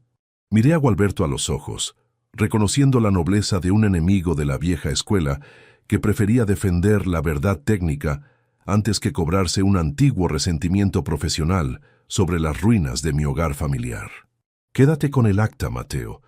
Carmen liquidó hasta el último euro de ese aval utilizando sus fondos privados de la subcuenta de las Bahamas para garantizar que tu apellido siguiera significando algo honorable en el sector de la edificación, me dijo Gualberto, estrechando mi mano derecha con un apretón firme y áspero que selló la paz de nuestra historia empresarial de manera definitiva. Vete a Madrid y demole la farsa de ese consultor de bolsa antes de que los administradores suizos puedan registrar las escrituras en el Ministerio de Comercio el martes por la mañana. Salí de la dehesa toledana a las 3 de la madrugada del 2 de enero, conduciendo mi sedán con una parsimonia gélida que se asentó en mis entrañas con el peso del hormigón fraguado en su punto óptimo de resistencia estructural. El martes por la mañana, el Palacio de Justicia de Madrid presentaba la atmósfera densa de la actividad judicial ordinaria, con ujieres arrastrando carritos de legajos, abogados penalistas discutiendo en los pasillos de mármol y los reporteros de la prensa mercantil apostados en las escalinatas de la entrada. Me senté en la primera fila del juzgado de primera instancia número 4, manteniendo el maletín de cuero rígido cerrado sobre mis rodillas, flanqueado por Alejandro Benítez y por la auditora Valeria Santos, quienes portaban los tomos de la pericial contable. En la mesa opuesta de la sala de vistas se encontraban Sergio Garrido y Valentina Oliveras, custodiados por oficiales de la Policía Nacional y asistidos por el nuevo letrado asignado por el juzgado de guardia tras la quiebra absoluta de sus recursos financieros. El magistrado, un hombre de 68 años con gafas de montura de carey y una mirada severa que infundía un respeto absoluto en la sala, revisó el acta de Toledo junto a los informes de las transferencias del 1.200.000 euros desviados de mis cuentas secundarias. Alejandro Benítez expuso de manera metódica cada falsificación de firma digital, cada informe médico fraudulento de la doctora Morales y los 3 pasaportes internacionales incautados en el doble fondo del escritorio de la Costa Brava, demostrando el plan de fuga hacia Suiza. Valentina prorrumpió en un llanto sordo de humillación absoluta, ocultando el rostro entre sus manos trémulas mientras escuchaba la deconstrucción jurídica de la mentira que había edificado para sostener las apariencias de lujo en el barrio de Salamanca. Este tribunal dictamina la nulidad absoluta de pleno derecho del fideicomiso de Ginebra y de cualquier dación en pago vinculada a las propiedades de don Mateo Oliveras, al haberse acreditado la falsedad documental continuada y la extinción previa de los gravámenes en París, sentenció el juez, golpeando el mazo de madera con una contundencia legal que resonó en el ámbito de la sala de vistas como un disparo técnico definitivo. Se decreta la prisión preventiva sin fianza para Sergio Garrido y Valentina Oliveras, por los delitos de estafa agravada, alzamiento de bienes en euros y conspiración para la interdicción legal fraudulenta de un familiar directo. Sergio permaneció inmóvil con la mandíbula trabada mientras los policías le ajustaban las esposas metálicas para conducirlo al furgón de traslado, comprendiendo que el estorbo al que pretendía anular seguía siendo el dueño absoluto de su destino penal. Hoy, 14 de octubre de 2025, el sol de la tarde madrileña tiñe de un tono dorado y ocre las copas de los árboles de la dehesa que rodea mi nueva y sencilla casa de campo en las afueras de la capital, lejos de la opulencia vacía de la cobertura del Paseo del Prado. Me encuentro sentado en el pórtico de madera de encina, sosteniendo una taza de café solo caliente entre mis manos ásperas, disfrutando de un silencio limpio que el dinero de las subcuentas internacionales jamás habría podido comprar para mis años de retiro. He vendido la mansión de la Costa Brava y el piso de Salamanca por 4 millones de euros, destinando la totalidad de los fondos a la constitución de la Fundación Carmen Oliveras, una entidad sin ánimo de lucro que financia escuelas técnicas para jóvenes operarios y albañiles sin recursos del sector inmobiliario. Dedico 3 mañanas a la semana a impartir clases de dibujo técnico y cálculo de estructuras de forma gratuita en los talleres de la Fundación, compartiendo mis bitácoras de los años 80 con muchachos que entienden que el valor del pan se gana con el sudor del lomo y unas manos honestas llenas de callos. Valentina cumple su condena de 5 años en el centro penitenciario de Ávila, y Sergio ha sido trasladado a una prisión de alta seguridad para purgar sus 8 años de reclusión por los delitos financieros del mercado de apuestas. Mi hija me envía una carta cada mes desde su celda, suplicando un perdón que aún no me siento listo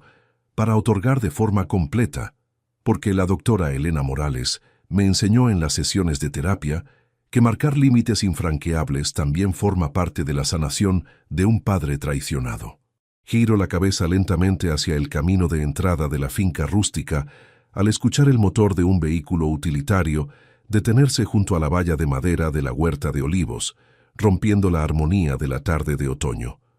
Una mujer joven que viste ropa de trabajo sencilla se baja del coche acompañada de un niño de unos 4 años que corre hacia el porche sosteniendo un cuaderno de dibujo técnico entre sus manos pequeñas. Sonrío por primera vez en muchos meses al ver los ojos verdes del menor reflejar la luz del sol de la meseta, reconociendo la estructura de un nuevo cimiento afectivo que no requiere de firmas notariales ni de fideicomisos transnacionales para mantenerse firme frente a las tormentas de la vida. Mi nombre es Mateo Oliveras. Tengo 64 años. He defendido el fruto de mi trayectoria con la frialdad de un arquitecto senior y hoy elijo vivir bajo las leyes de la dignidad, el carácter y el respeto absoluto.